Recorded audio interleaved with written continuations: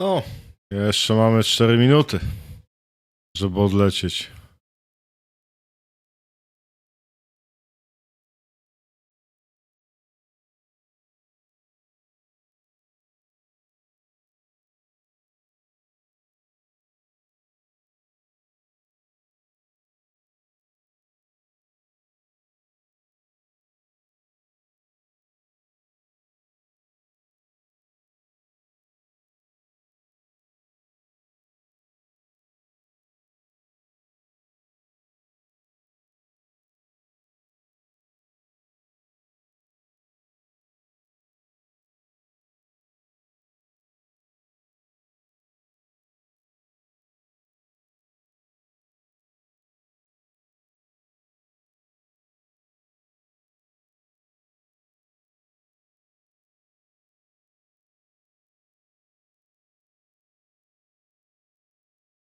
Ale jestem ciekaw, co pokażą nam ciekawego.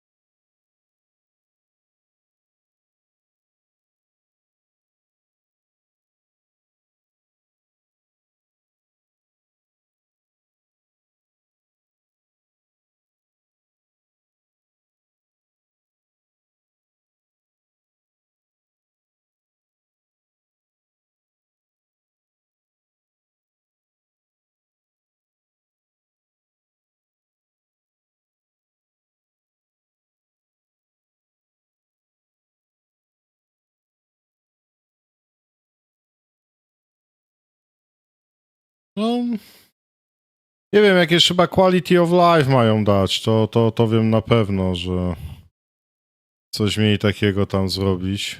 Zobaczymy, jak im to wyjdzie.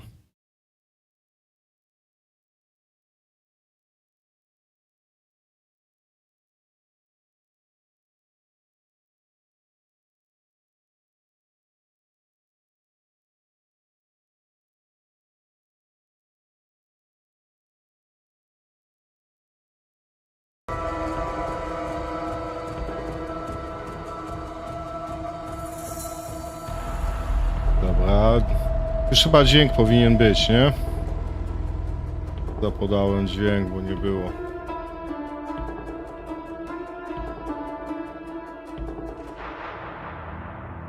Jak możesz mi tylko potwierdź, że już jest. Dobrze, dziękuję.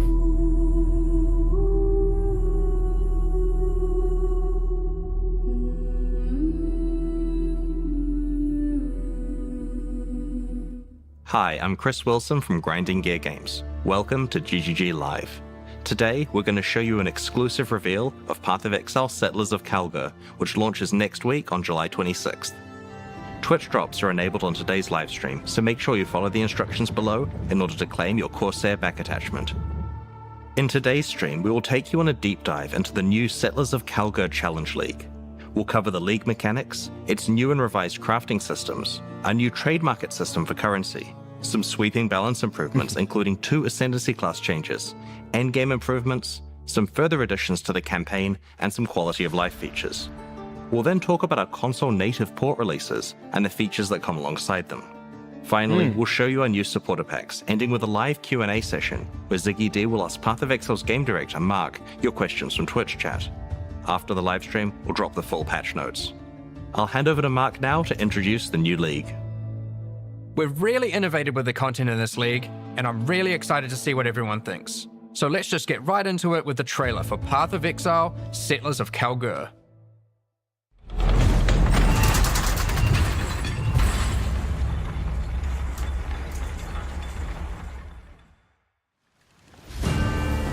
Rayclast is a cursed land. You'd have to be mad to settle here. And yet, welcome to King's March! It's not much yet, but with your help, we can erect the greatest city Rayclast has ever seen. We'll need resources and savvy planning. City Buildera walnęli. Soon we'll attract settlers, craftsmen, fortune seekers, and of course, pirates.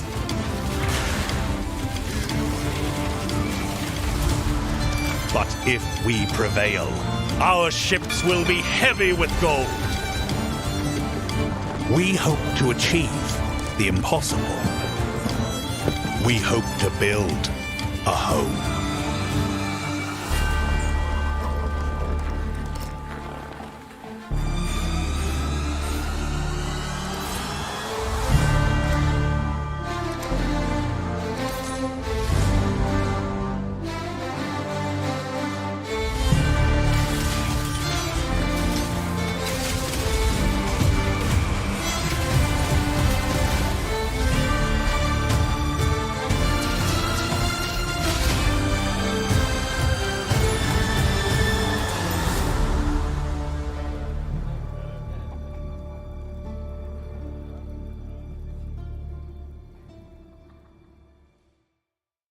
No, zapowiada się dość In Path mocno. of Exile, Settlers of Kalgur, you will encounter some familiar faces from the Expedition League.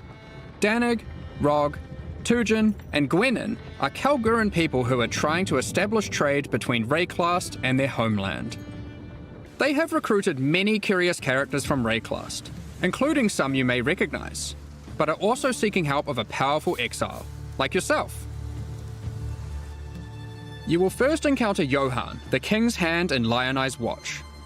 He's there recruiting workers, traders, and exiles. Johan, under the command of the King of Kalgur, has been sent here to build a new city called King's March, which intends to become the hub of commerce between Rayclast and Kalgur. Soon, he will bring you to the planned site for King's March, which you'll notice has humble beginnings as just a tavern in a field. But with your help, it won't stay like this for long. It takes a lot to build a town. The Kalgurans will ask you to seek out resources that can be used to begin construction. On your adventures, you might find minerals such as crimson iron, which are veins of iron that have been overrun with corruption, spawning dangerous foes when you approach. Or perhaps orichalcum, which you will have to liberate from the demons worshipping it. Petrified amber attracts mindless, blighted enemies, while bismuth has a strong affinity to the elements and causes the area to become unstable. If you're lucky, you might find vericium, a material as valuable as it is dangerous, and guarded by very powerful foes. Once you defeat these monsters, the deposit will automatically be tagged for mining. But first, we need to get someone to do the hard labor. Reklamy jakby co nie moje. This is of course a trade expedition and nothing is free. Miners, along with other workers that the Kalgurans have hired, must be paid in cold hard gold, which you'll notice is now dropping throughout Rayclast. You will have control about who gets hired into your enterprise.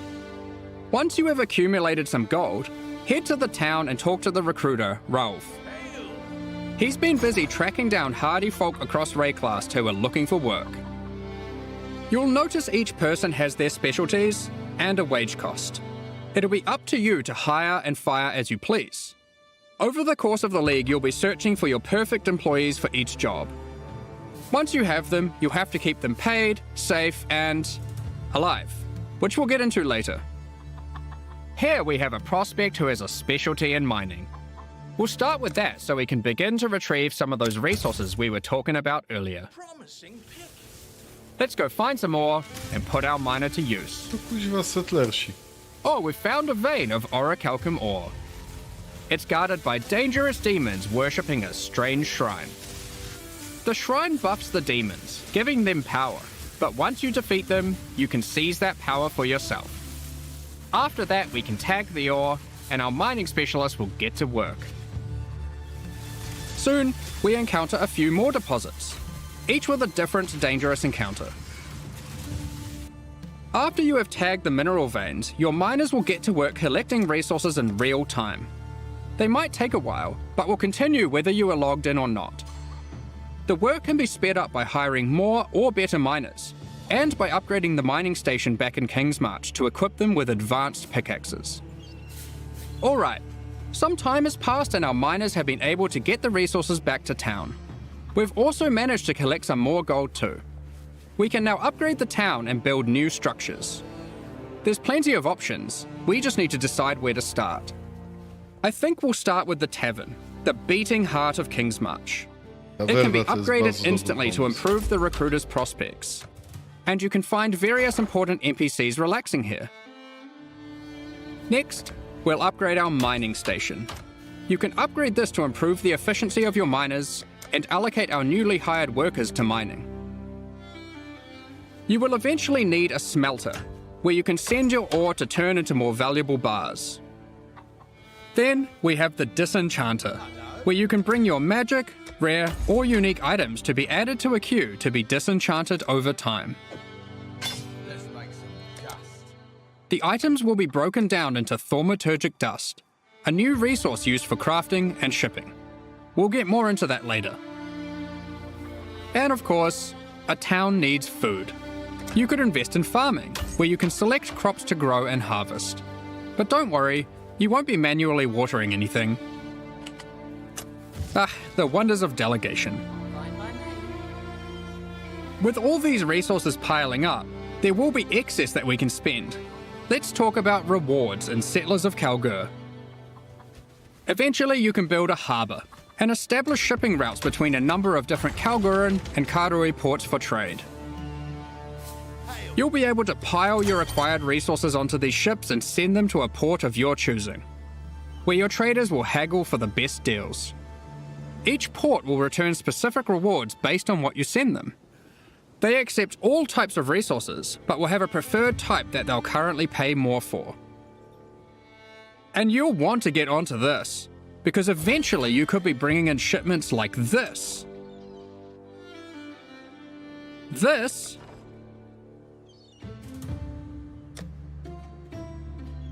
Or even this.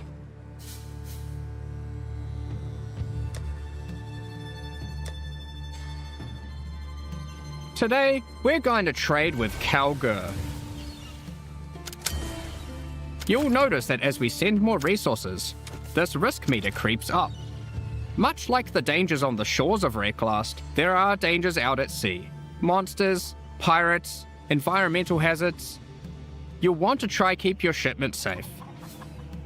You can do this by hiring workers that specialize in shipping.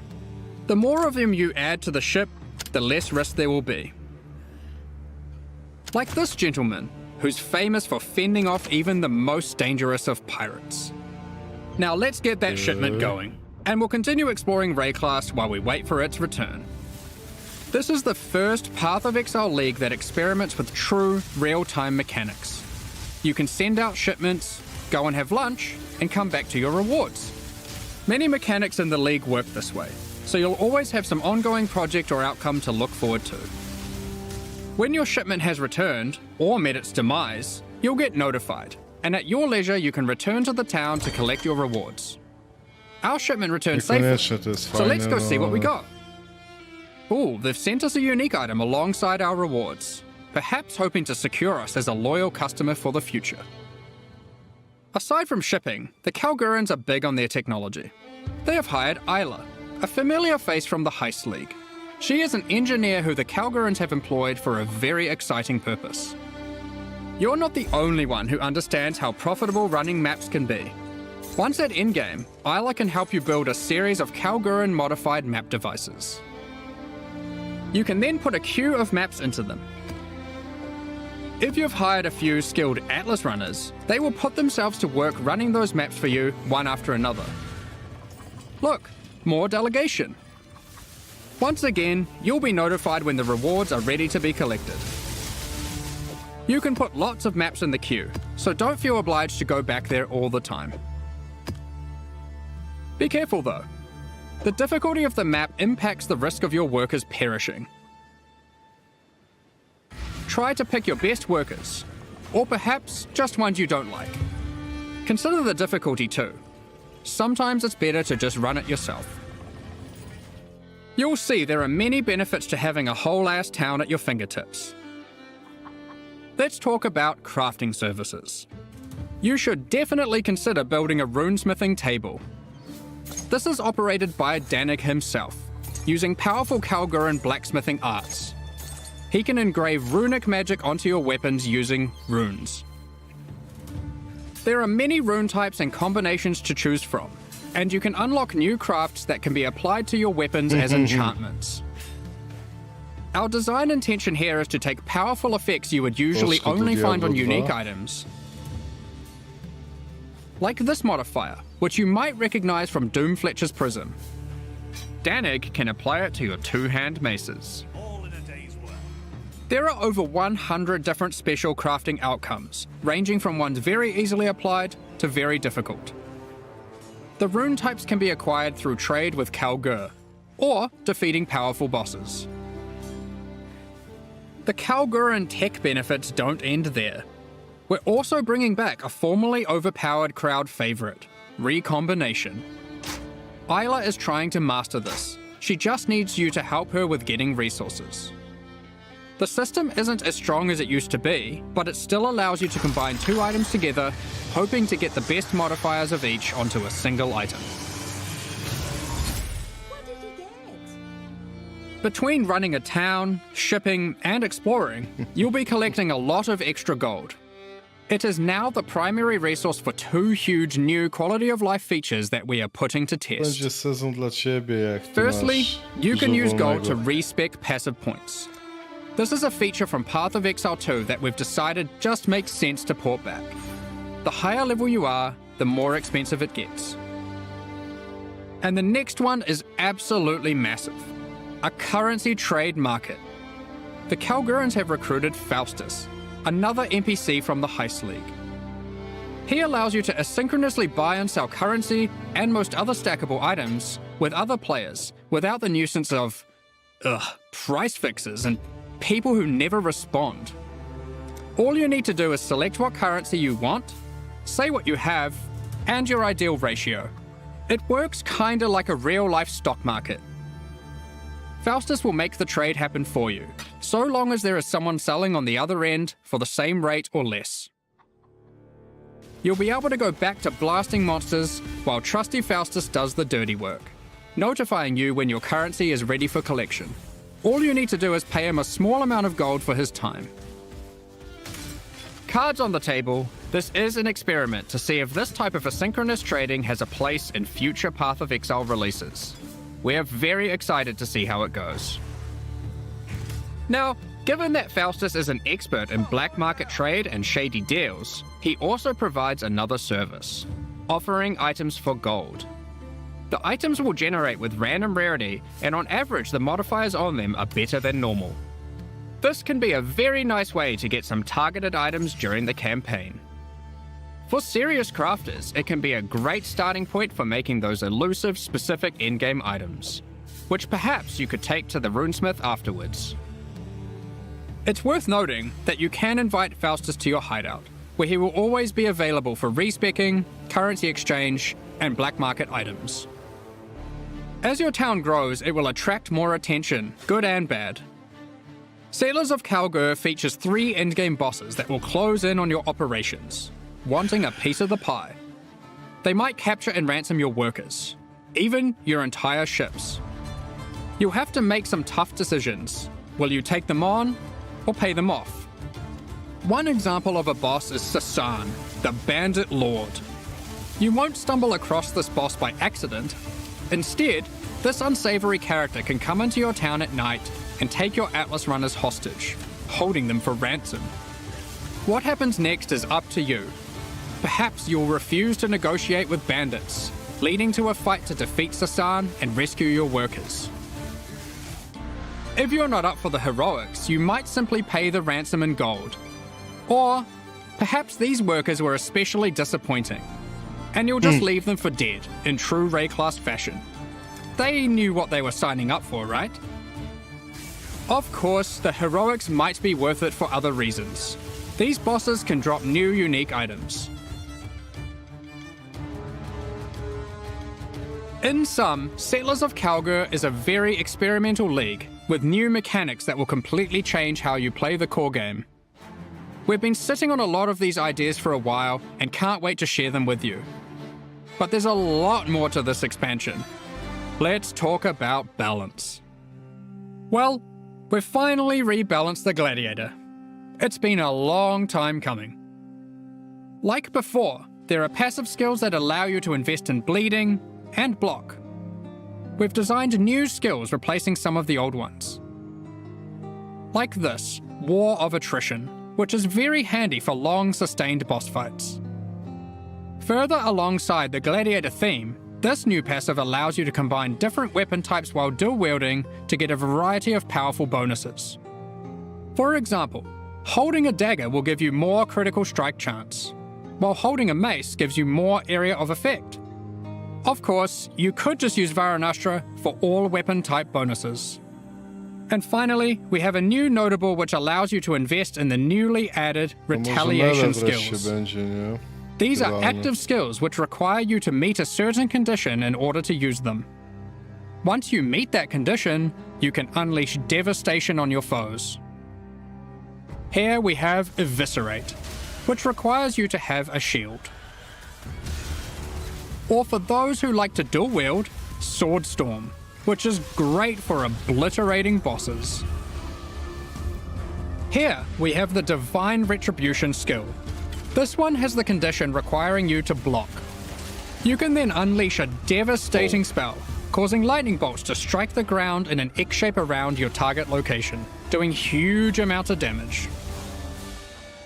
And of course, in true Path of Exile fashion, there are many avenues to invest in these mechanics further on the passive tree and a new support gem. You are able to increase the leeway duration after meeting the condition, reduce the cooldowns, or just increase their damage. The world's your oyster. The Gladiator wasn't the only Ascendancy class we've changed.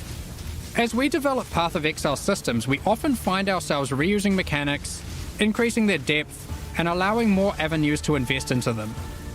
As such, the Raider Ascendancy class found itself lacking, with many of its passives commonly available elsewhere. We want our Ascendancy classes to always feel like they're pushing the boundaries, allowing you to change your character in ways that are meaningful and ideally unique. As a result, we've straight up removed the Raider, rest in peace, and we've added a new class in its place, the Warden. This class is largely inspired by its predecessor from the Affliction League, with a few changes. The Warden now focuses on elemental attacks, changing the behavior of Shock, enhancing Freeze, and replacing Ignite with Scorch. There's also a skill that allows you to go ballistic with your elemental damage, periodically. The class also grants Barkskin, which is a skill that can be used to mitigate physical damage from hits. After taking a number of hits, it increases your evasion, making it a great defensive choice. Finally, the last thing the Warden can specialize in is tinctures. These are an alternative to flasks from the Affliction League. We're bringing them back with adjusted mechanics. Tinctures can be placed in your belt, replacing flasks. You can inherently only have one tincture active at a time, and it requires a melee weapon to use. While activated, they grant a powerful buff. They can drop as magic items, or be modified with currency to grant extra bonuses. Here is a Prismatic Tincture. This one increases elemental damage by 100% while active. You'll notice it has two extra effects. One is that it applies mana burn every second. Mana Burn is a debuff that builds up while tinctures are active that causes you to lose mana, losing more mana for each stack. Tinctures also have a cooldown, so once you have disabled one, no other tincture can be enabled for a time. These changes make tincture use a more active and interesting choice than it was in Affliction. Both Mana Burn and the cooldown can be modified through modifiers on the tinctures or on the passive skill tree. Players will want to maximize their tincture uptime for sure. Here we have a couple other tinctures. The Poisonberry tincture is excellent for poison builds. The Rosethorn tincture is the choice for those wanting to deal critical strikes. You might be wondering, with the removal of the Raider, where has the Frenzy Charge investment gone? We've added a Frenzy Charge passive skill to the Deadeye, replacing the Rupture passive skill. On top of Ascendancy classes, we have revisited a number of core mechanics. This time taking pains to ensure easy access through the passive tree, skill gems, and simple items. We don't want all the powerful mechanics to be hidden behind layers of complexity. Let's just rapid fire through the key points. If you want more detail later, you can read the patch notes, which will be dropped after the livestream. Be sure to let us know what you think. There's a lot of changes, so be prepared for a bit of a shock to the system. I expect it will take several days for the dust to settle on this one. Firstly, we've made some drastic alterations to melee skills. Let me just rip this band-aid off. Melee totem skill gems have been removed. We're trying to adopt a philosophy with melee going forward that, unlike other builds, it will be far less oriented around set and forget gameplay. You will deal the damage yourself, and you should be rewarded for doing so. To compensate, we have buffed the damage on almost every single melee skill. As the majority of this damage growth comes from gem levels, we have also made them cost more mana as they level, but it's nothing like the mana costs on spells. Here are some examples of the damage and costs before and after. Heavy Strike has gone from dealing 313% attack damage at gem level 20 to a massive 552% attack damage. It's also worth noting it no longer knocks enemies back. And Sweep has gone from dealing 281% attack damage to now dealing 664% attack damage at gem level 20. These are just two examples, but the majority of melee skills are now dealing approximately 75% more damage at level 20. Of course, with melee comes close proximity combat, so you need some good defensive options. New base types with higher defensive values will now drop throughout the endgame. As you reach yellow, red, and purple maps, you can expect to find higher tier base types in each. For example, Val Regalia and Hubris Circlet are no longer the best in slot items for Energy Shield. There are new base types that surpass them. Combined with some quality changes, which we'll talk about soon, you can now get better items than ever before in these slots. To compensate, we have reduced the amount of flat evasion and armor from the Grace and Determination auras, but overall, you're getting more defenses than before. On top of this, we have buffed life modifiers on magic and rare equipment. You can now get as high as 189 additional maximum life from a single modifier on body armors, and more on other slots too. Kaum's Heart has also finally been restored to its former glory and once again grants plus 1000 to maximum life. I mentioned quality. Quality on weapons and armors is being changed to apply multiplicatively. In other words, weapons with full quality will give 20% more physical damage, and armor with full quality will have 20% more local defenses. For melee, this will mean a damage increase for almost all builds using physical damage attacks, and it will mean more evasion, armor, energy shield, and ward for all builds. Endurance charges no longer grant elemental resistances, but instead grant additional elemental damage reduction, making it multiplicative with resistances.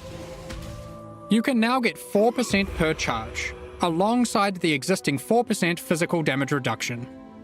To compensate, we have made some changes to the Juggernaut, and various unique items like Eternal Damnation.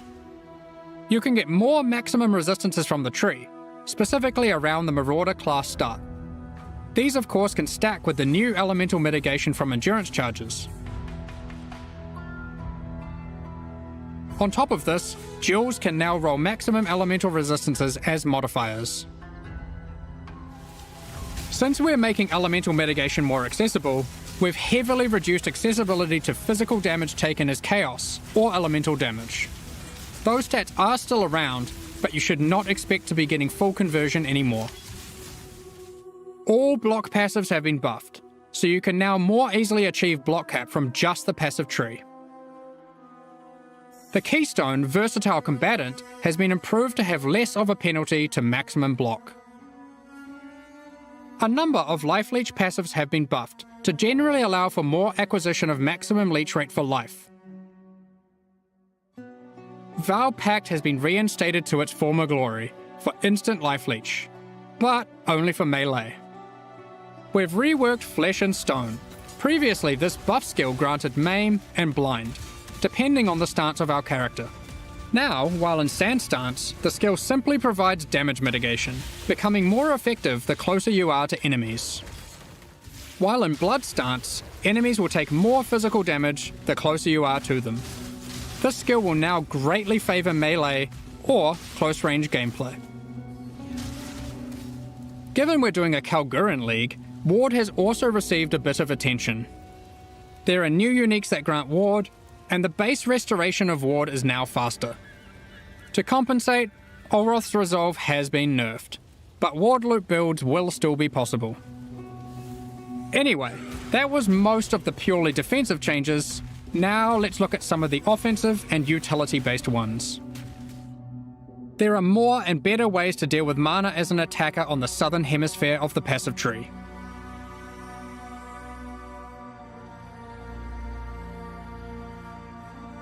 Wands, daggers, scepters, claws, and staves now have higher critical strike chance values than ever. Wands can go as high as 10% without modifiers. Sandstorm Visage has been made rarer to compensate, instead of reducing its power. For you wand attackers, wands now have higher attack speed than ever to compensate for their low damage. Wand exclusive skills such as Power Siphon, Kinetic Bolt, and Kinetic Blast now have faster attack times. Impale passives have been revised and in general buffed.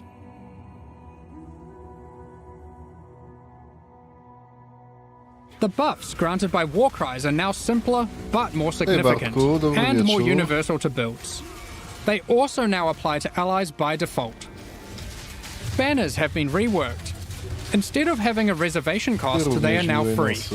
However, they don't grant a permanent buff. Banners now need to be placed for the effect to be active. However, once placed, they are far more powerful than before. Additionally, there are new ways to prolong the To effects co zawsze zapominałem and more robić. ways to invest in them than ever before.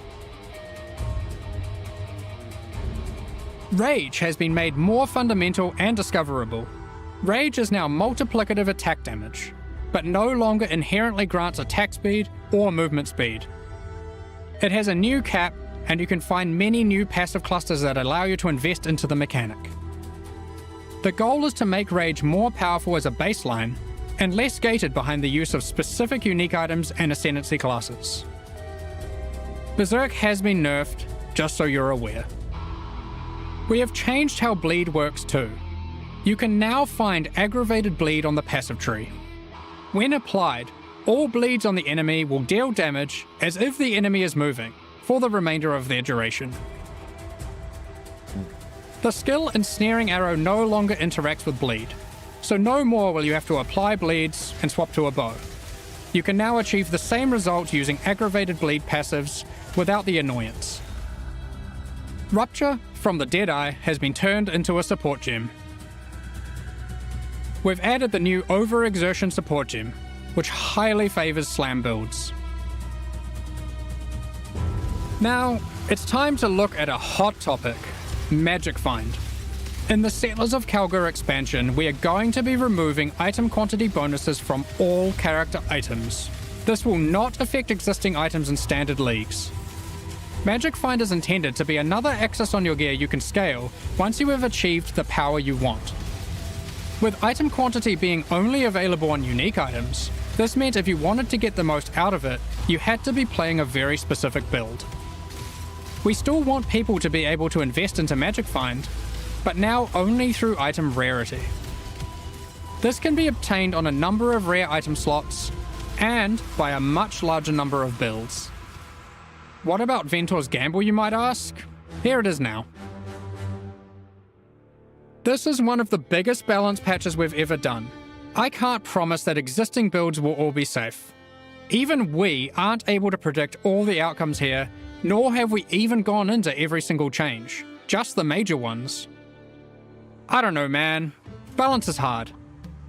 But the sheer number of new, viable options is exciting, especially for Melee. And we're determined to drag the game in a better direction. Be sure to read the patch notes after this, it's going to be a ruckus. In 3.24, we overhauled the in-game experience by introducing a new tier of maps and reworking scarabs. We want to continue to improve these systems and introduce more exciting in-game content every league. 3.25 is no exception. Let's check out the myriad of changes coming in Settlers of Kalgur. First up, we are changing many scarabs. We won't go into too much detail here to avoid getting lost in the weeds, but here's a few new ones. Be sure to check out the patch notes after this for more detail. We've also added an additional map device slot, which will be unlocked upon completing your first 10-way Maven encounter. This simply allows for more combinations of scarabs and maps, resulting in more difficulty and more rewards. This is on top of the existing additional slot that can be unlocked by completing your first Tier 17 map. There are now 6 map device slots in total. You might have seen our teaser, where we revealed we'll be adding new special encounters to the endgame. One such encounter is the Nameless Seer, lurking in Tier 16 and 17 maps. This NPC will give you a selection of unique items, and you can pick one for free. In Tier 16 maps, he now has an additional feature, where you can scry a map. This allows you to swap the divination card drops of the current map with another map on your atlas. Just one caveat, you cannot have the same map be in multiple swaps at the same time. If you want to undo your choice, you can use a scouring orb on either map on your atlas. We've also made some updates to a couple of leagues. Blight has been updated with some atlas passive skill changes, and double anointed amulets can now drop in Blight Ravaged maps.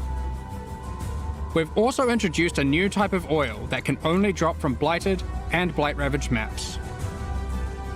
Ritual has also been updated.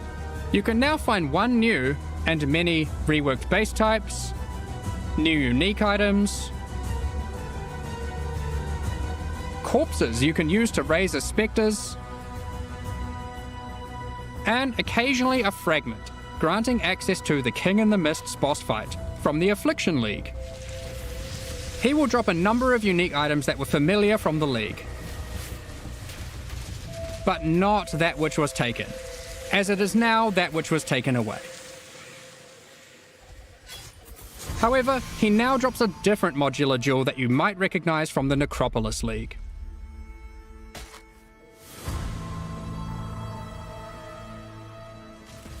In Tier 16 and Tier 17 maps, you can now encounter the Wildwood, also from the Affliction League. In case you missed it, the Wildwood is a mysterious forest fraught with danger. In the darkness you will find magical wisps yearning for freedom. Upon releasing them, they will empower the monsters in your map, promising more danger but more rewards. You may also find random sentinels on the ground near the start of your maps, from the Sentinel League. They work in a similar way to before. They aren't items, but you can click on them and then they can be activated in that area at any time of your choosing. Upon activation, they will buff monsters around you, increasing their difficulty and rewards. And here's one for those who like to live dangerously. You may occasionally find a reflective mist from the Kalandra League. It has 2 outcomes. It could drop a jewelry item with randomly enhanced or inverted modifier values, or it can give a reflecting mist item, which can be used on an existing piece of jewelry to perform the same action at a time of your choosing. Good luck! There's many other small changes to League content. We're removing the first 15 most boring waves of the simulacrum and rebalancing its rewards to improve the chances of finding unique jewels. We're also adding some of the beasts from Einhar's Memory of Harvest Beasts to the core pool. This includes the Black Morrigan. In other news, we've added a set of new chisel types, which can be applied to your maps to get different bonuses. While the Cartographer's Chisel still increases item quantity, there are new ones that now increase rarity, pack size, increased chance for currency items, divination cards, and scarabs. It's also worth mentioning that chisels now apply 20% quality per chisel to white maps, 10% to yellow maps, and 5% to red maps and higher. Unique maps still require the full 20 chisels. Also, only one type of chisel can be applied to a map at a time. During 3.24, we made a change to Tier 17 maps that allowed them to be rerolled with Chaos Orbs. We are now expanding the currency types that can be used on them to also include currencies like chisels and Val Orbs. Ultimately, the only restriction Tier 17 maps now have is that explicit modifiers cannot be removed from them. We have also revised the difficulty of these maps, as they didn't quite hit the mark. The monsters in them now have substantially less life, and deal less damage, meaning Tier 17 maps now better fit into the progression between Pinnacle and Uber Pinnacle content. Lastly, we've adjusted the drop rate of Valdo's puzzle boxes. Previously, we were adapting its drop rate based on the possible outcomes selected by supporters. So many supporters really wanted Mage Bloods, so the box was hardly dropping. Thus, we have drastically increased the drop rate of the box, but reduced the probability of getting chase unique items from it, like Mage Blood. Overall, we have taken care not to reduce the number of Mage Bloods total in the economy. We figured it was better to have more tickets for fun, rather than barely seeing any boxes in a league. We've been hard at work improving the Path of Exile experience on consoles. With native ports for the Xbox Series consoles already being released, and PS5 on the near horizon, the game now takes full advantage of the console hardware. Loading times have been reduced even further, pop-in has been reduced, and textures won't start unloading in heavy scenes. Furthermore, overall visual fidelity has been improved for all new generation consoles.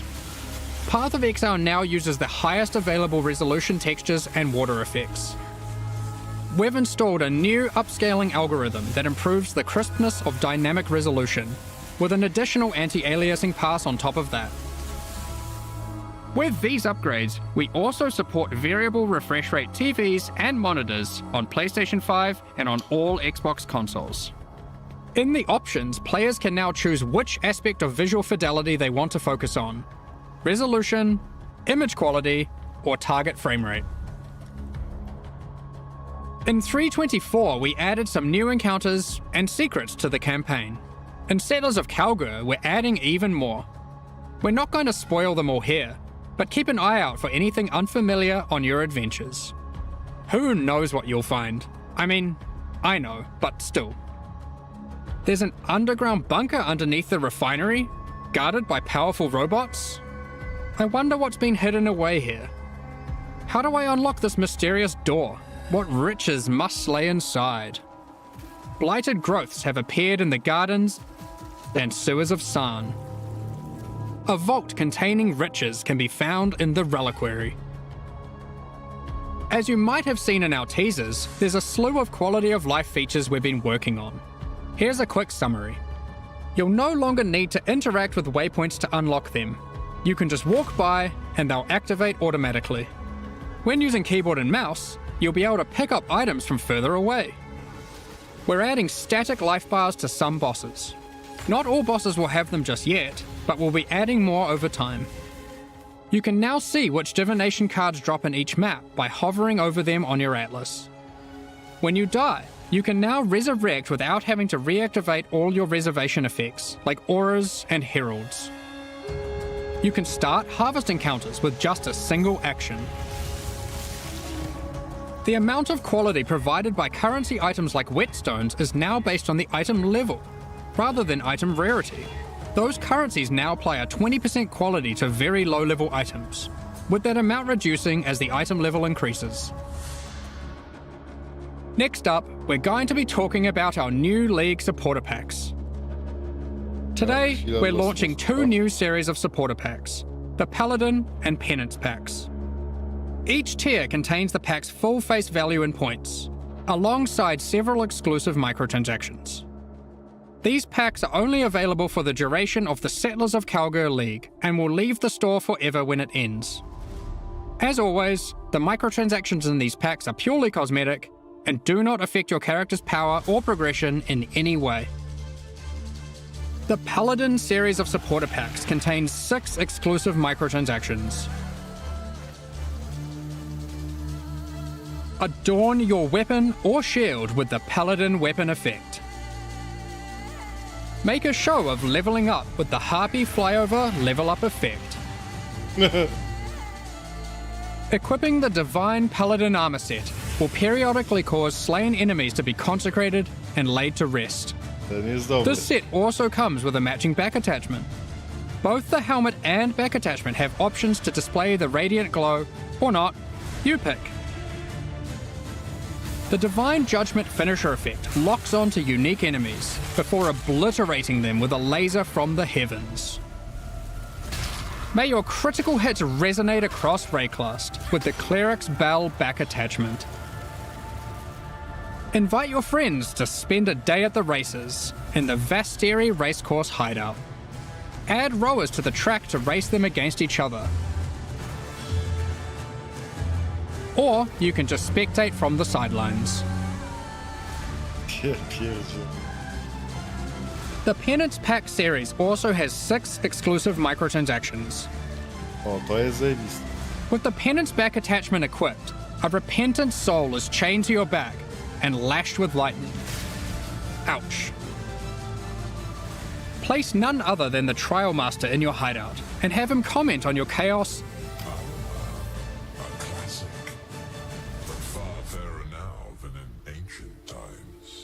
and Val crafting attempts. Your luck is over, fool. He even keeps a record of how many Chaos and Val orbs you've used in your hideout during the league, or across all leagues.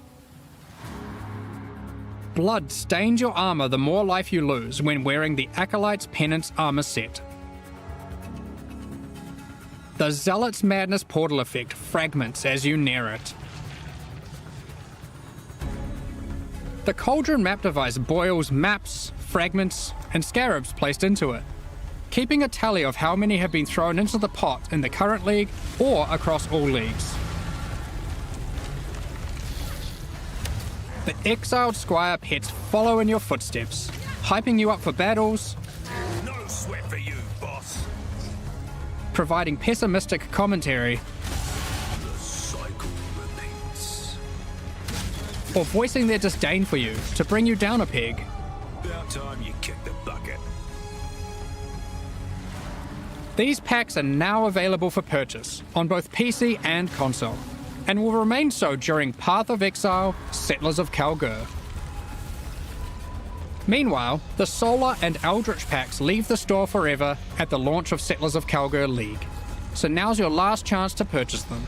Thank you so much for your ongoing support. Now, we have one more thing to announce before getting into the Q&A. We are soon going to be running a small closed beta test for Path of Exile 2.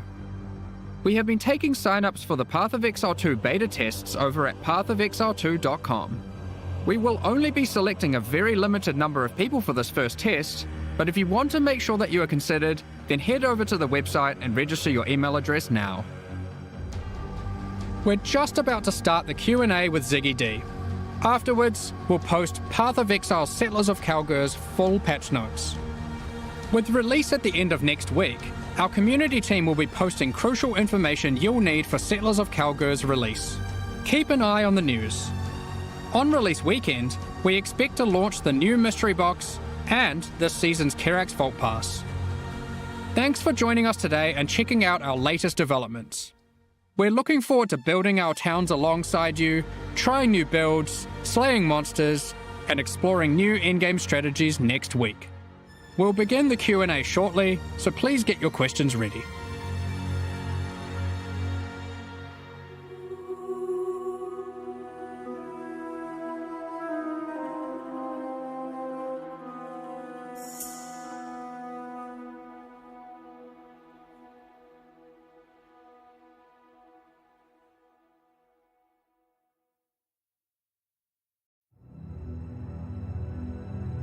No, trzeba przyznać, że się postarali z tym.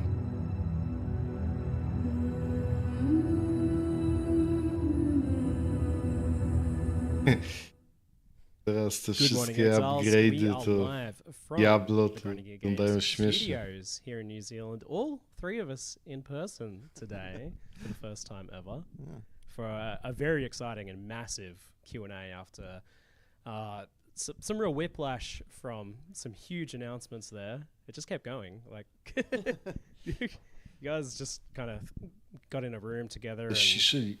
set up the whiteboard and put everything on there, huh? End of the day, really, it's we have this much time, we have this many people who can do what we do, and we just keep going till the end. Like, it doesn't stop here. Like, we've still got one more week, right? Like, there are still changes that can be made, so we're going to keep making them. So, but yeah, it's huge. It is absolutely massive. Yeah, Jonathan was saying to me the other day, I don't think it's that big. And I was like, mate, that was crazy. It just kept going. Yeah, I mean, I guess from my perspective, I kind of look at this and I'm like, okay, when I compare it to the amount of stuff that's being created for PoE 2, it seems small, but yeah, when you actually think about it, it's like, yeah, it's pretty nuts.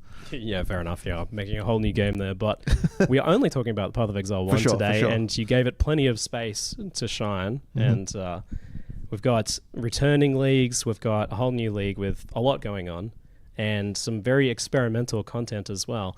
And with all of that, you did tease us once again with the concept and potential of a boat league, and yet you sailed away and left us stranded on the dock once more. What gives? It's very much not intentional.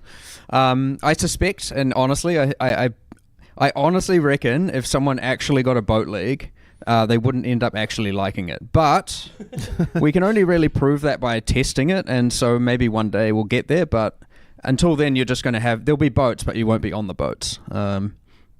Maybe one day. We'll see. All right. We'll have to keep dangling that just out of reach for us. So, does this feel like to you guys? And I've seen this theory floated around a lot of a bit of a send-off league for Path of Exile 1, in a sense that we've got the Path of Exile 2 beta kind of just around the corner now. I guess I don't really see it that way because, we intend to keep on making PoE 1 leagues. We're going to, it really is just, the standard lead cycle, it is hard as a studio making two things at the same time, for sure. But, that's something we just have to sort of get used to. And yeah, we certainly wouldn't want people to think, oh yeah, this is like the last PoE 1 league or something like that, right? It's definitely not the case. We're going to be continuing to make PoE 1 leagues and, that like you should expect to see things of this size in the future as well.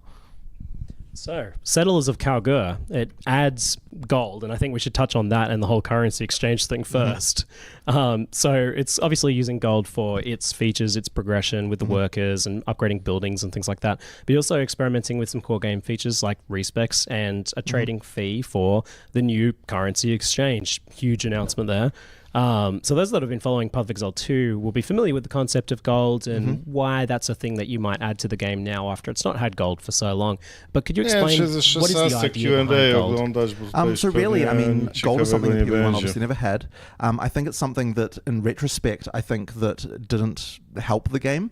The important thing with gold is that it's not used as a trading currency. Like, gold needs to be something that is only, it's bound to the individual character, and that means what it effectively is a measure of how much actual play that you've done, right? Since you can't trade it between players, and that means that it's actually ends up being a perfect currency to be able to do something like gate the player-to-player trade with an automated system like that, because in order to be able to you can't just sit there flipping all day. You actually have to be able to go and play the game as well, and that sort of prevents the kind of crazy inflation that you can get with other automated, auction house type systems that you see in other action RPGs, or at least that's the theory. But the thing is that we have to test this stuff, and this is the reason why we're really keen to do it as a league mechanic to start with, to sort of see, is it going to work? Is the economy going to go weird? What's going to happen? That way we can kind of dip our toe in, see what happens. Test this because the thing with this trade stuff is you really cannot test it, like in the office, right? Like you, it is simply we don't have thousands and thousands of people that you would need to be able to actually see how that goes. So on some level, we kind of need our